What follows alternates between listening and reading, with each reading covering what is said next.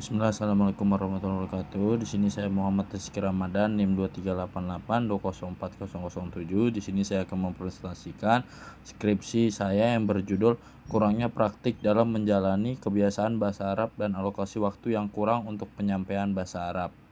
Latar belakang bahasa Arab merupakan salah satu bahasa internasional yang memiliki kedudukan sangat penting, khususnya dalam konteks pendidikan Islam. Bahasa Arab tidak hanya berfungsi sebagai alat komunikasi, tetapi juga sebagai kunci utama untuk memahami sumber ajaran Islam, yaitu Al-Quran dan Hadis. Salah satu permasalahan utama dalam pembelajaran bahasa Arab adalah kurangnya praktik dalam menjalani kebiasaan berbahasa Arab. Pembelajaran bahasa Arab seringkali lebih menekankan pada aspek teoritis seperti penguasaan kaidah nahwu dan shorof dibandingkan dengan praktik penggunaan bahasa Arab secara langsung. Tujuan dari penelitian ini adalah untuk mengetahui dan mendeskripsikan secara mendalam kondisi praktik kebiasaan bahasa Arab dalam pembelajaran. Selain itu, penelitian ini bertujuan untuk menganalisis alokasi waktu pembelajaran bahasa Arab serta pengaruh terhadap kemampuan berbahasa Arab.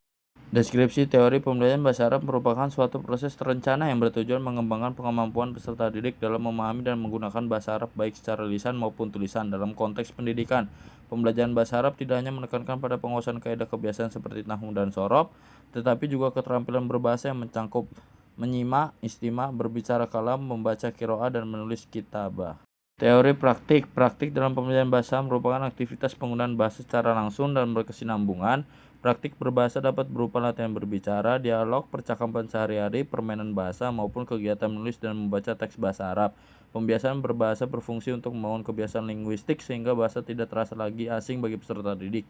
Menurut Acep Hermawan, pembiasaan bahasa Arab merupakan strategi pembelajaran yang menekankan pada penggunaan bahasa secara rutin dalam berbagai situasi, baik formal maupun non-formal. Teori hasil kemampuan berbahasa Arab adalah kecakapan peserta didik dalam menggunakan bahasa Arab secara aktif dan pasif. Nana Sujana menjelaskan bahwa hasil belajar bahasa dapat dinilai dari perubahan kemampuan peserta didik dalam aspek pengetahuan, keterampilan, dan sikap dalam konteks bahasa Arab. Hasil belajar tidak hanya diukur melalui tes tertulis, tapi juga melalui kemampuan berbicara dan komunikasi.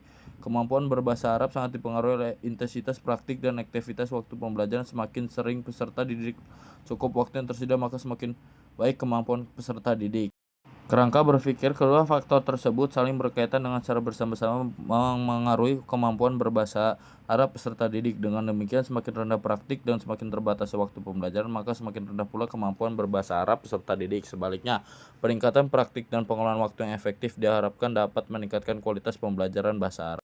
Hipotesis penelitian berdasarkan kajian teori dan kerangka berpikir di atas, maka hipotesis penelitian ini dirumuskan sebagai berikut. Yang pertama, kurangnya praktik dalam menjalani kebiasaan bahasa Arab berpengaruh negatif terhadap kemampuan berbahasa Arab peserta didik. Kedua, alokasi waktu yang kurang dalam penyampaian bahasa Arab berpengaruh terhadap rendahnya kemampuan berbahasa peserta didik. Ketiga, kurangnya praktik dan terbatasnya alokasi waktu secara simultan berpengaruh signifikan terhadap kemampuan berbahasa peserta didik. Hipotesis ini akan diuji melalui penelitian untuk mengetahui sejauh mana pergantian kedua variabel tersebut terhadap penggunaan berbahasa Arab. Terima kasih. Wa jazakumullahu khairan. Barakallahu fikum. Semoga bermanfaat untuk teman-teman dan bagi yang mendengarkannya. Saya tutup dengan membaca alhamdulillah rabbil alamin. Wassalamualaikum warahmatullahi wabarakatuh.